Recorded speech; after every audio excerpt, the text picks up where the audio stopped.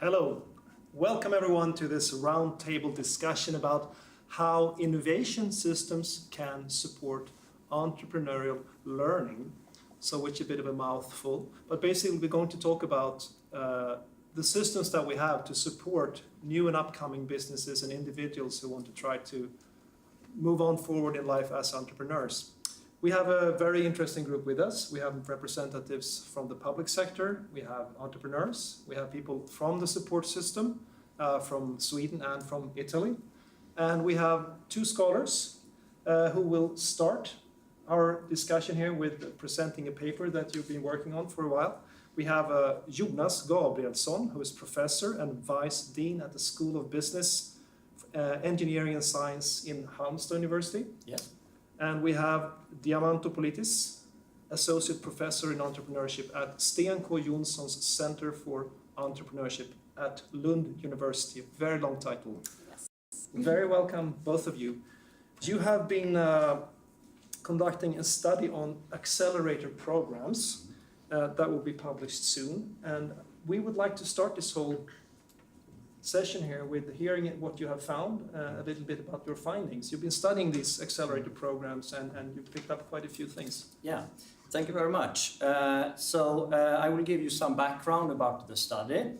It's really nice to be here to talk about this because we have been studying innovation and entrepreneurship for some time and been interested in innovation support systems. And the first slide, innovation support systems, I think that pretty much sums up what how we go into this study that we have done here.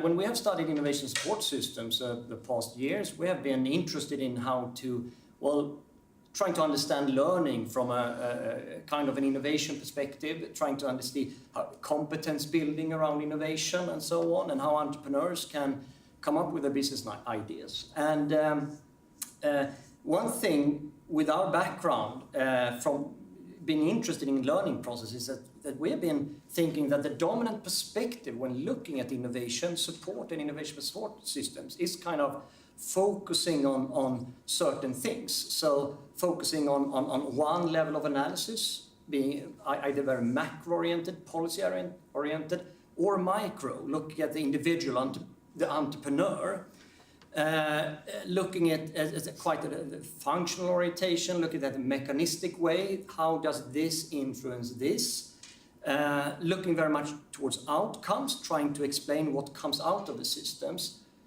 Much of the discussion is very focused on rigour, meaning that having rigour methodologies. So in our research, we focus on what are the right methods to conduct this.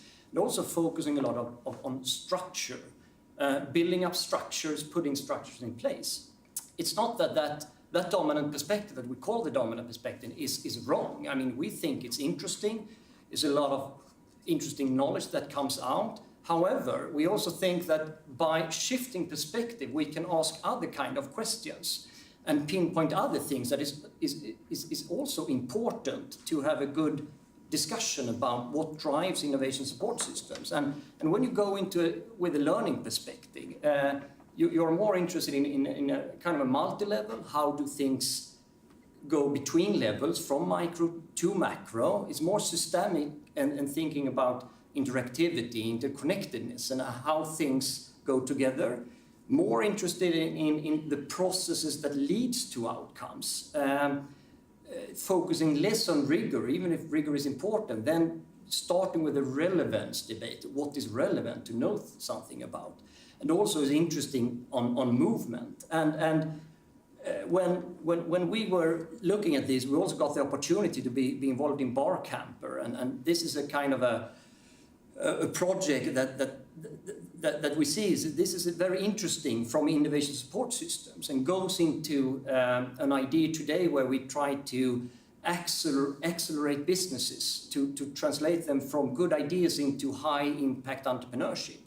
And these kind of accelerators are interesting from a research point of view because it is a bit different from the typical incubators that we focus on, that you focus on different a more time compressed period where you put in entrepreneurs trying to during a compressed time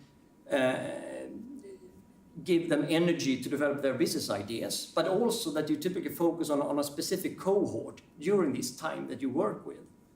And we got involved in this and started to be more interested in the, from a learning point of view, and focus on what do entrepreneurs take with them when they go into this accelerator program. So a typical question you have is that looking at that, what kind of businesses comes out, how do we accelerate the businesses? But we were interested in, okay, but how does this accelerate the learning, and how does that connect to the previous experiences?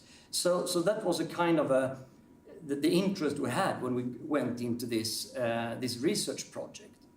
If we look at slide 2, learning and accelerators, that was one thing we were interested in when we followed these entrepreneurs, this cohort of entrepreneurs that were moving through the accelerators. We were openly asking, okay, what do they take with them? Not necessarily in the, looking at the ventures, the projects, but from an individual point of view, how do they develop knowledge, skills, competence out of that? And 3 things were coming out of that was systematic across the whole cohort. One thing was learning how to communicate with external stakeholders. It was things that, how do you talk with different kind of stakeholders, trying to understand that there are different stakeholders around. How do I adjust my language to different stakeholders? So understanding language as a kind of a tool, or going into different discourses of how you talk about your project, and trying to cope with this low legitimacy that you have as a new venture.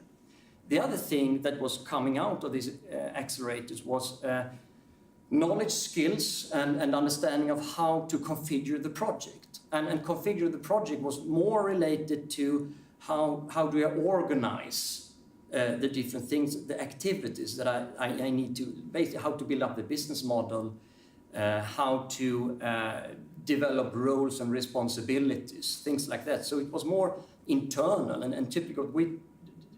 What we as scholars typically say, coping with internal liability of newness, that you're new and you have to develop these things, and getting an increased understanding of the roles, the structures and things that needs to be in place.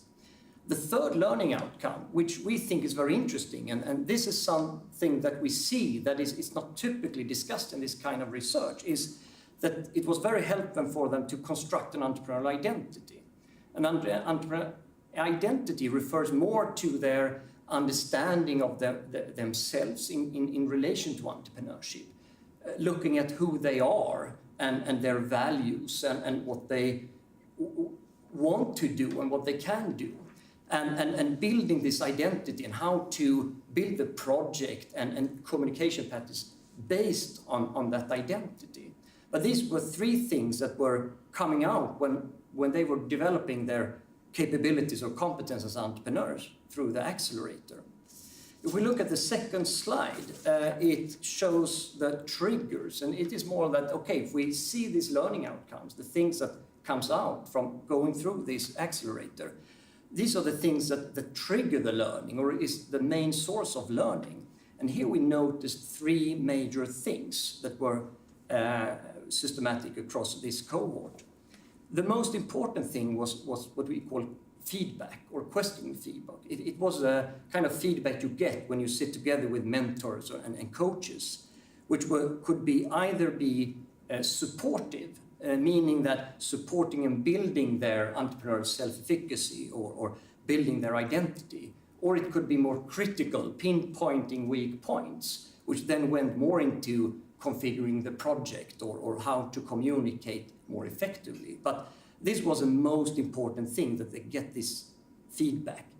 The other thing that was also found when we looked at this was that the social or peer learning that came out, that just being around other entrepreneurs, looking at what others do and reinforcing their beliefs and their understanding of what it means to be an entrepreneur, an entrepreneurial culture and an entrepreneurial identity. That was also a very important thing that came out of being in this accelerator program. And then the third was the inspirational lectures, that meeting others that that inspired them. And it was not so much the content as such, but it was more that it was sources of inspiration that they can think that, okay, this is really interesting. It evokes to me my feelings, my interest, my motivation about things. And then when we have looked at the outcomes and the triggers, we were also trying to understand, if we look at slide 4, the facilitators. And facilitators was more things that we see these triggers leading to the outcomes, were the things where you see that increased or facilitated the learning process.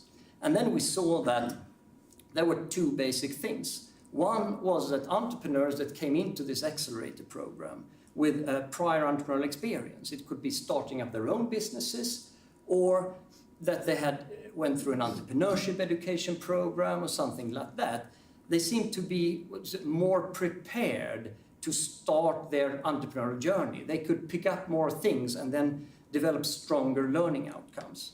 The other thing that was interesting, and that is something that we have seen in other kind of projects that we have been looking at, similar projects, when looking at learning, that what we call project maturity, the maturity of the idea. So if the idea was too immature, they didn't have the same capability or capacity to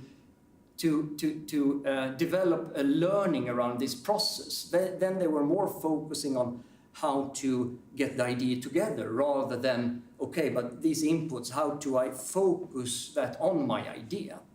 And it also says something about when selecting things that we might, when looking at accelerated learning, that it should both match the entrepreneur and their background, their experience, but also the level of maturity on the idea that comes in. Now, we look at this study, but we also think that this has implications and it has, it gives us some perspectives of how we should understand this kind of interventions. If we look at slide 5, the questions we asked, because it also relates to when we look at accelerators, this kind of interventions from a learning perspective, it's not so much about solving all problems with one intervention, but it's also how we relate to the innovation system and the innovation support system as such. So, for example, if there are entrepreneurs that might not fit so well, how do we see that they end up somewhere else? And how do we see that we organize innovation support system, maybe not only to maximize outcomes, but also to support learning for the entrepreneurs that are interested. Because if we're interested in creating high-impact entrepreneurship, we should also think at all these kind of activities that we are involved in from different angles. How do we collectively support this? So we see very interesting things that we come up with in the study from a scholarly point of view. But also when we work with innovation entrepreneurship, we typically have an interest in how that knowledge spills over to policy efforts and for practitioners. And we think that it's very interesting to discuss these results, but also to maybe to shift a little bit about the perspectives on the questions we ask in this when we discuss innovation support system. So this is a bit highlight of what we found, and we are looking forward to discuss these things from different perspectives. Fantastic. Thank you very much, Jonas. Yeah, thank you. Do you want to add something quickly to what Jonas said? Or? Yeah, I don't think that you mentioned how we actually performed this study, and it was actually based on interviews with all these participants that went through the accelerator. It was 21 participants, and we also made field observations and personal interviews with each of them a period after they have left. And the reason for that is also that we try to capture their own learning experiences, and when you are in a program, you seldom try to reflect upon it directly, so it takes some time. So that's also, it was not mentioned, but I think that is good to know, to have the context of the accelerator program that we study.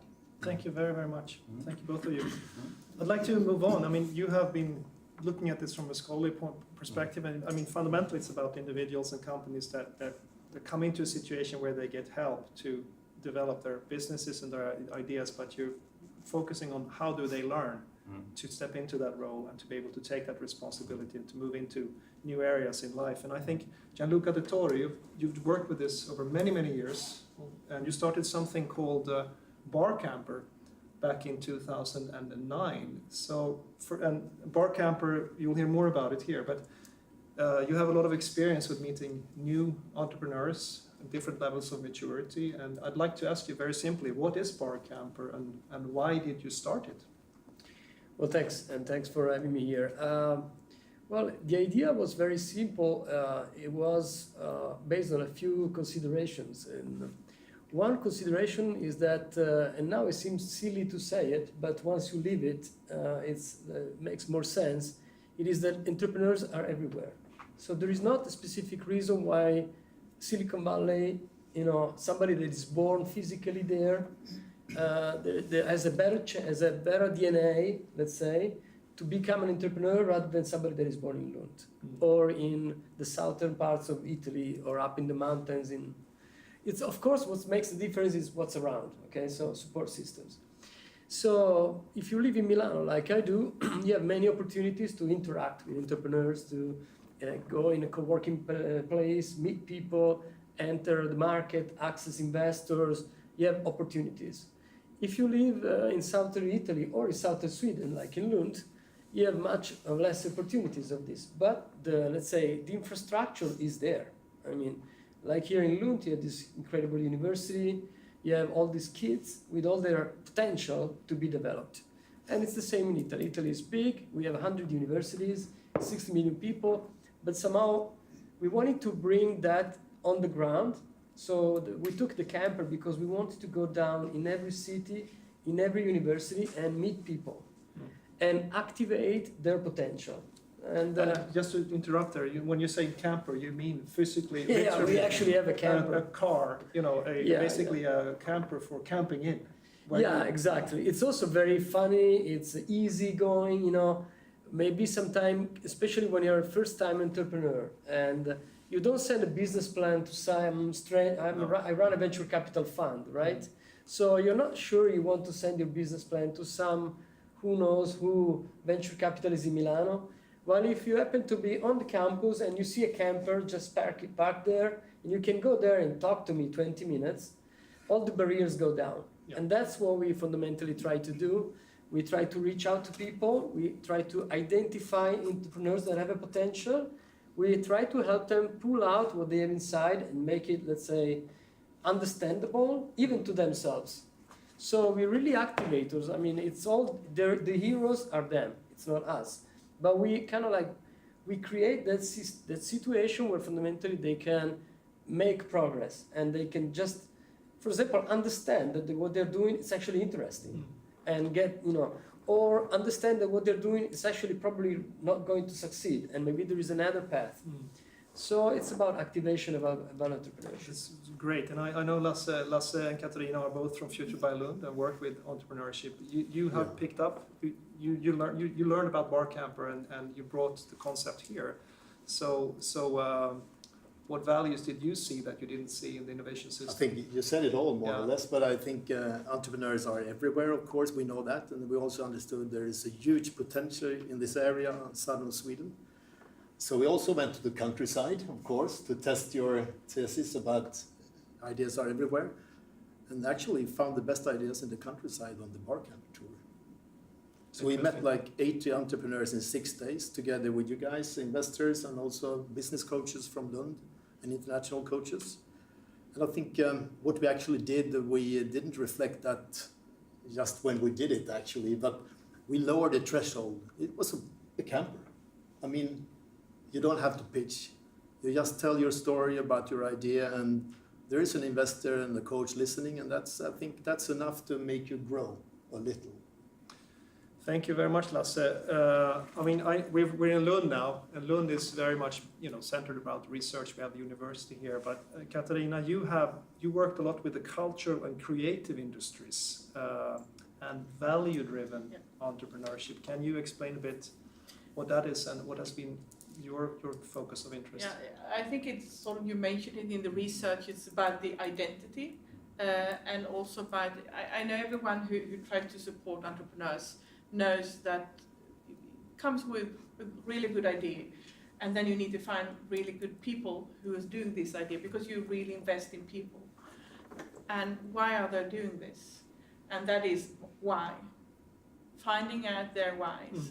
And that is grown out of values. Personal values become team values, became corporate values. And we need more tools to do this and investigate, to help out in this process. And sort of in the relation between us as helpers and them, awareness and understanding. So that was why I'm and the rest of the team has worked with value-driven entrepreneurship to find, the invisible keys that is actually behind someone taking the decision to step into entrepreneurship, or even make up the meeting, or going to the BoreCamper, open the door and say, "Hi, I have an idea. I want to talk about it." There is something there that sparks that decision. That's great. It leads us very naturally over to Kirill Nosko, who's founder of I Am Runbox, and it's very great that you are here, because you are founder of a company that's been through a process like this, or this process actually, and what has been your most important learnings? I'm very curious to hear. Well, hello everyone. I would say for me, my background, I come with a quite extensive corporate background, working for a large company, so I know that part of business, and then I decided that I want to transition into entrepreneurship and start my own company. So I had an idea, I had a plan how to do it, and I had a theory how to make it happen. But then again, I had zero experience about being entrepreneur and how to run it, and I heard a lot about entrepreneurship and innovation systems in the country, all the accelerator, incubator programs. But then back again, like, it's so many, how would you do and what would you pick? And I think with BoreCamper it was, I would say, a crash course into entrepreneurship. And what I personally liked, first of all, it's quite simple and natural way of interacting and getting into. And then you have a unique combination of first being among people like you. So it's entrepreneurs with a different maturity level, with a different ideas, but then you have startup innovation systems, so you have a different business coaches who can answer more or less all your questions. But what is more important, you also have investors, and you have people with a capital who actually took decisions, invested into the company, and I would say get this kind of feeling whether they can look into your eyes and say, like, that's probably work, that doesn't, right? And give you this honest advice. So for me, it was kind of quite a big kick to get me moving, and honest feedback and help to shapen up and get going. Terrific. We will soon open up a discussion between all of us, but before we do that, I have to also introduce Per Persson, who is, you are the Director of Innovation and Business Promotion in the city of Lund. So you have a different perspective, and you just ran a project called the Creative Tour under your organization, Future by Lund. And so why did you do that? Well, I think that Lund have a good ecosystem with incubators, both at the Ideon Science Park, but also at the university. But I think we were missing one piece in the puzzle, and was to meet people outside the buildings, go out for example, in the countryside, but also in the cities. A lot of people are talking about the individual, the entrepreneurs. And I think that's what the most important part of it. Met them where they live, where they work. Yeah, terrific. And I'd like to also introduce myself. My name is Per Löfberg. I'm also an entrepreneur, and I'm a co-founder of a company called Emerging Cooking Solutions. And I've been through several of these programs, and I can relate a lot to what you're saying about these learning processes and the shift of identity. And things that were missing, and things that were really supportive. In our case, since we're working on a very difficult market, we're working in Africa, it's very hard to find venture cap for very poor people. So we can leave that discussion for some other time. But I'm curious, this whole shift of identity, there's so much you need to learn when you decide to become an entrepreneur. You emphasize the importance of a learning perspective in your research for understanding innovation support systems. So I'm going to go with this question very formally. Based on research on entrepreneurial learning, what do we know about how to support high impact entrepreneurship? And I'll go to you, Diamant, with that question. Yes, actually, we know quite much about entrepreneurial learning or how entrepreneurs learn. There are several different sources to learn entrepreneurship, and basically the most prominent and dominant view of entrepreneurs learning is that it's experiential.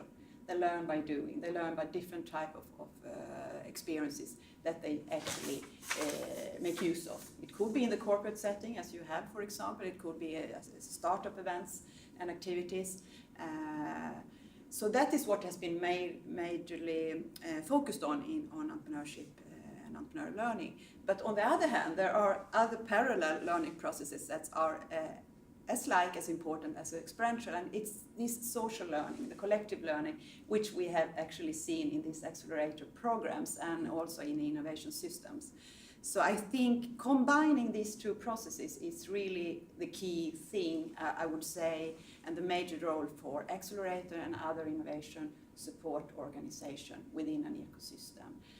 And not least when it has to do with collaborating between the actors within an entrepreneurial ecosystem. And what we have heard now is that you have tried to target as well entrepreneurs outside the ecosystem, which is really, really brilliant. And I think also when it comes to support this type of entrepreneurship, I think it's very important to combine these two learning processes for entrepreneurs in order to accelerate the learning. Because experiential learning is majorly very slow and incremental process. You need to take a lot of years in order to get some kind of learning.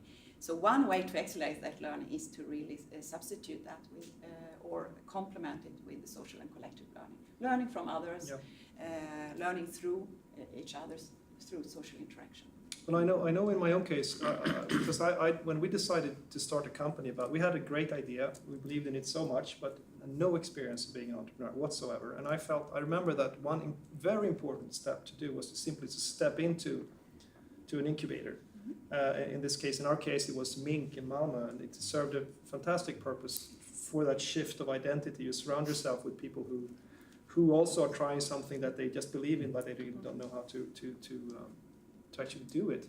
And I'm thinking, Gianluca, when you also, and now we're talking a lot about this ecosystem, and this ecosystem, we're in Lund now where there is an ecosystem in many ways. There are parts missing in this ecosystem, but fundamentally there is an ecosystem. But when you move outside, for example, to the villages of Italy, where you have someone with a great idea, and how do you can you create peer learning? Well, I mean, as we said, we do a lot of activity in batches and in a situation where, let's say, all together in a room, and we engage all of them.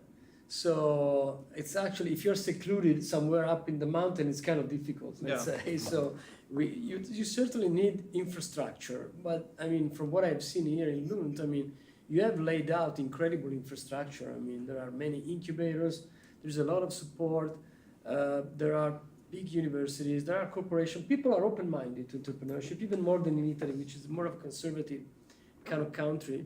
I think what I see that is missing a little bit is, let me do one step back a bit. Maybe it's interesting. I'm a venture capitalist, okay? So my business is really investing into companies, but I'm one of those venture capitalists that operate in the seed to early stage. So what I'm really interested is to originate companies that I fund. And for me, on the other side, when we work with entrepreneurs in the BoreCamper acceleration activities, it's very interesting. It's kind of like, how can I say, for us, it's a live due diligence. When we interact with them, and we don't look at business plans at that stage, it really doesn't make too much sense. What we are really trying to see is understand what is their value, what is driving them, is that drive going to be strong and potent enough, powerful to make it lasting as a company? Can they interact? Are they flexible or are they rigid? So, if you look at it from the investor point of view, acceleration is also an excellent, we give a lot to them as entrepreneurs in terms of tools and self-awareness about what they're doing, but we gain a huge amount in terms of in-depth understanding is that a team that we can invest upon to build a significant company. And in fact, our fund, which is the BoreCamper Venture Capital Fund, that's exactly how it operates. Half of our investments come through our acceleration program. And the interesting thing is that once we do the investment, and first of all, we give some money at the beginning just for cash, like the typical accelerator 30K. That's just for you have the cash to come and work with us. But when we make the real investment, what's interesting is that fundamentally we are fundamentally aligned with the entrepreneurs, completely aligned. We all know what we're going to do in the next couple of years. Of course, we don't know the future, but fundamentally we have, let's say, the same stream of ideas in terms of what we're trying to achieve, and we can navigate much easier the entrepreneurial path. So let's say acceleration, I think what I've seen that is missing somehow in Lund is this kind of, let's say, other side of the acceleration, which is the money. Mm-hmm. In terms of not the money, because again, if you talk to a venture capitalist, all of us will tell you that we don't give out money. Right. Yes, there is some money involved in what we do, but fundamentally, when I sit on the board of a company, I put on the table my 25 years of experience in technology, all the people that I know in the digital business, capital, ability to manage a company, hire people, find people, get talent, raise money, IPO a company, all of that. And of course, we don't substitute the entrepreneur, but we are next to him to kind of like take away all the barriers and just let them fly. So fundamentally, I think there is everything in Lund ready to go, and there's just a little missing part, which is to connect the investor infrastructure just right after the activation of entrepreneurship. Can I just reflect upon that? I think also it's really important to know that there are different type of accelerator. What you're talking about basically is a deal flow maker, which means that you have this investment focus on the ventures, also that they are going to be investment ready. And what we have seen, when it comes to ecosystem in close relation to university and it's governmental funded, it's other type of goals. And I think that is, and what we have seen here within this specific type of accelerator program, it has been a little bit a hybrid of it. It has been the opportunity to get funding, but it has not been the main mission. So when it comes to more governmental or it's more up to achieve, to commercialize the research, to support startup activities, to achieve regional economic development and so forth. So I think there are different types of accelerators and try to figure out, given who the shareholders are and what the main goals, which will also affect how they are structured and how we are also measuring the effects of this. I think you're perfectly right. And in fact, acceleration is let's say, technology that can be adapted to several types of activities. In Italy, we've worked with many hundreds of spin-offs, university spin-offs, where the purpose is not necessarily to build a high-impact startup, but is to commercialize the technology. So that is perfectly true. I have to say, though, one thing, that if you're interacting with a real investor, it's quite different because there is more engagement. There is a role play happening here because he's looking for my knowledge, certainly, but also the money that I can give him to support the company. And I'm looking for a good investment. So there's actually a tension there that makes it more meaningful, put it that way. But having said that, I think acceleration is actually a technology that is can be deployed in many possible outcomes and ways, depending on who the stakeholders are, and also depending on where you land it. Because, to make an example, when I was in Silicon Valley many years ago in my Kaufman Fellow program, and it was just at the beginning of acceleration, it was 2007, 2008, Y Combinator just started a couple of years before. But of course, I was from Italy, okay? And there was nothing in Italy. And of course, if you do Y Combinator in Silicon Valley, when you are at the demo day, there is $10 billion of venture capital waiting for your idea and your business to be funded. When you are in Italy, in, I don't know, Bari, there's nobody there. So somehow we had to fill those gaps and adapt the technology to a venture model. And that's how we came out with the BoreCamper and the BoreCamper Ventures. Of course, we don't invest in all the stuff that goes to the BoreCamper, but if you will go in Italy, you will see in every venture fund, in every angel network, some startup that came through the BoreCamper. So we leave that anyway on the ground. I'm going to have to it's a good point. Give the word to Katarina, who wanted to add something.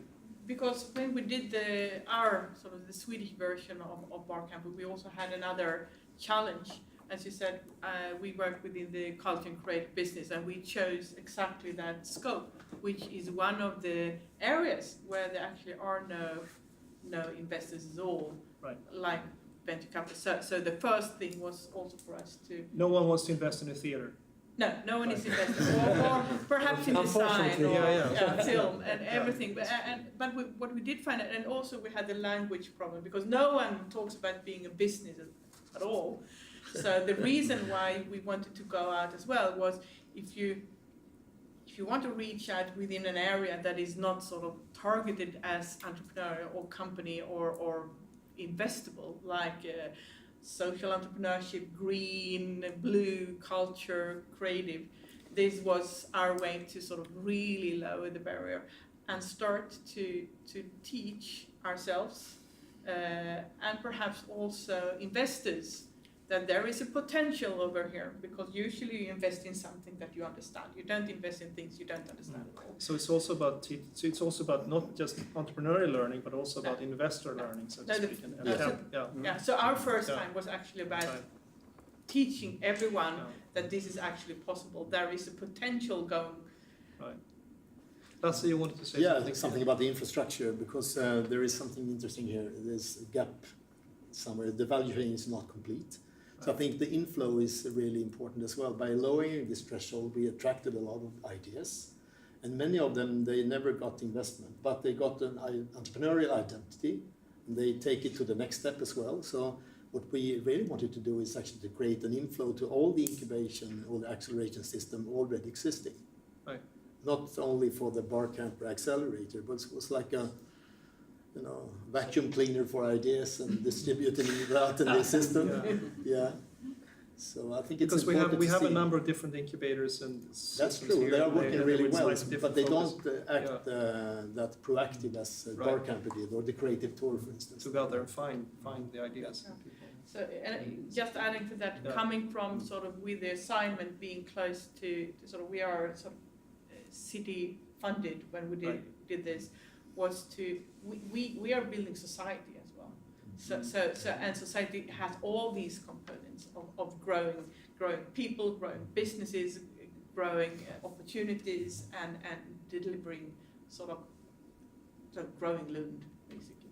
Jonas, you wanted to say something? Yeah, I also think that the discussion here that it pinpoints our emphasis on that you can play with perspectives, and when we say that, it's interesting with the learning perspective, when we study this and also when we communicate this, is because what we're talking about is a kind of also not only, we looked at how do entrepreneurs learn when they go through the accelerators. What is interesting is from a system perspective, say that, for example, that the system can learn, that you go down to Italy to learn something about how accelerating processes work, but learning is also about adaptation, so you need to adapt that to the local environment. That is something you emphasize as well, that we cannot just look at Silicon Valley and say that we need to, we can look at it, but then we need to adapt things. And it's also about trying to see that, not just taking that support system as for granted, that we create it, that it's we who are creating the support system that we want. And how should we think about that? That is what we think with the learning perspective, both for what do the entrepreneurs that go through this accelerator, how do we want to organize that in order to, maximize their learning? But it's also about how do we want an innovation support systems that is going to create the kind of entrepreneurship that we want. So I think that is kind of what we try to put in and take with us when we talk about these things. And I think this discussion summarizes that in a good way. I'm a little bit conscious of time here because we said we were going to go for 40 minutes. We are at 40 minutes now. It's about respect for the viewers who we fear you don't want to stick in front of the screen for too long. But I think we should go for a few more minutes, definitely. And Per, you wanted to say something. I have a question for you to research. Do you think we have to innovate the innovation system? Well, I can start. I think that some degree of innovation, if we think about innovation as a learning process, because that's typically how we think about innovation from a system point of view. And I think that it's always good to, when we get stuck in certain structures, it's always good to at least question the structure. Why are we here today? Why are we having that kind of structure that we have? That doesn't mean that sometimes we can add things to the structure. Sometimes we need to get rid of structures. But I think that I think that a system in itself, we look at learning system, innovation system, there should be feed-forward loops and feedback loops that are constantly moving. Has the system been closed because of national money from the different institutions, and otherwise you can't run the incubators and so on? What? I think it will decrease the alternatives how to structure and how to design an incubation support system or an accelerator for that sense. So I think the money will, of course, because they want something out of these investments. And given that, you need to report what you do with the money and what it actually affects in the society at all. And what is easiest to do is to say how many companies went out from them, or how many companies did get funding, or how many companies did fly in a certain speed. So I think that will decrease our way of handling or organizing incubation organization. But I think on the other hand, we need to be to accept that there are different players here, there are different actors that play different roles within the whole system, and they need to collaborate to achieve. Absolutely. Okay, is there anything else we need to say? Otherwise, there was something that I wanted to say, Yes. kind of like a little bit, because I think we've spoken a lot about learning entrepreneurship, which I think is exactly a very proper way to put it. I personally think you cannot teach entrepreneurship. In the sense that I think it's an attitude of people, and everybody of us has a little bit of entrepreneurship inside.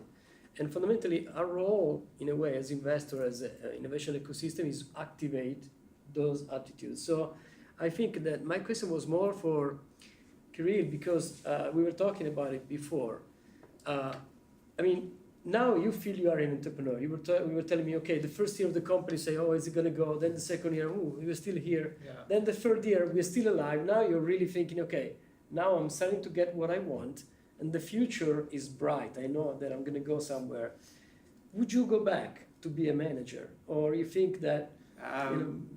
Yeah, a lot of people ask me, and it's quite interesting.